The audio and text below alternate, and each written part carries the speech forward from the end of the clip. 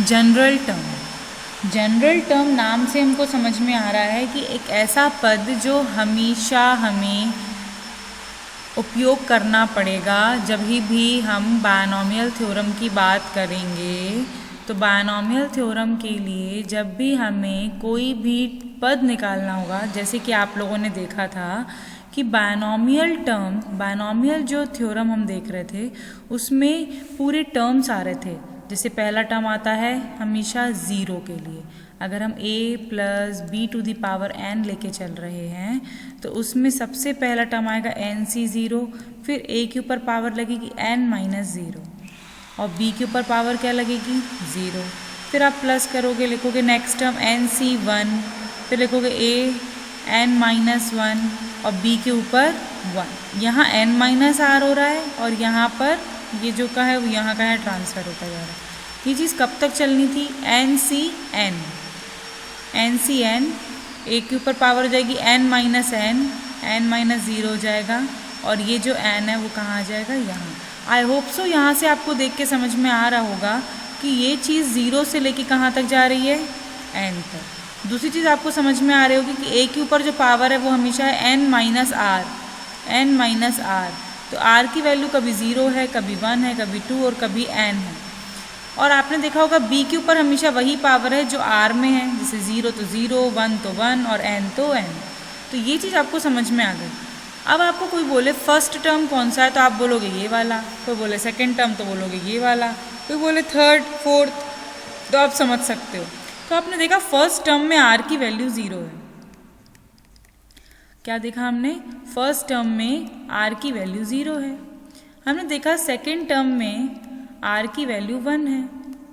Second term में r की value 1 है। तो मैंने यहीं से बताया था बच्चों कि जो भी टर्म निकालना है r की वैल्यू 1 माइनस करनी पड़ेगी।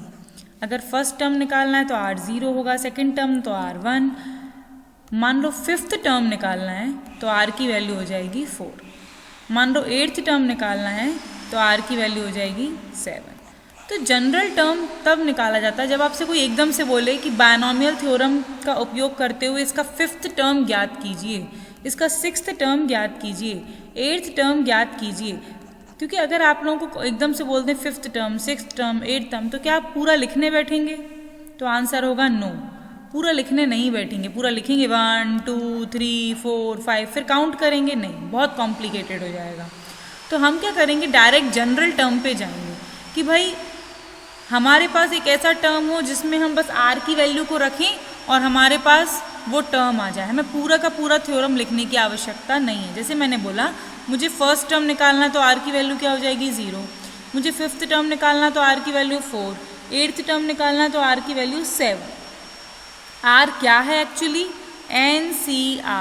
NCr। हमेशा मैं सिखाती हूँ ये चीज़। तो जनरल टर्म क्या हो जाएगा? जनरल टर्म हमारा हो जाएगा NCr, a⁴ n-r और b⁴ r। ये तो मैंने अभी भी सिखाई ये चीज़। लेकिन यहाँ r की वैल्यू कैसे रखेंगे? मान लो फर्स्ट टर्म है तो r की वैल्यू 0 रख देंगे, मान लो सेकंड टर्म है तो r की वैल्यू 1 रख देंगे। ये चीज़ मैंने अभी भी सिखाई कि हम 0 से शुरुआत कर रहे हैं। तो फर्स्ट टर्म में r की वैल्यू 0 है, सेकंड टर्म में r की वैल्यू 1 है, मतलब r की वैल्यू हमेशा 1 माइनस होगी।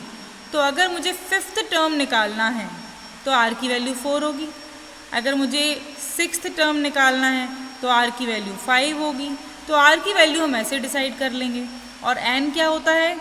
a + b⁴n, जो ये पावर चढ़ी रहती है वो n रहता है। तो मुझसे कोई बोलेगा r + 1th टर्म निकालो, मतलब हमेशा एक टर्म अधिक अगर कुछ होगा तो हम वैल्यू क्या रखेंगे? r। ये जनरल तरीके से बताया जा रहा है। पर अगर मैं नॉर्मली बोलूँ बच्चों 7th टर्म निकालो तो आप लोग फटाफट r की वैल्यू क्या रख दोगे?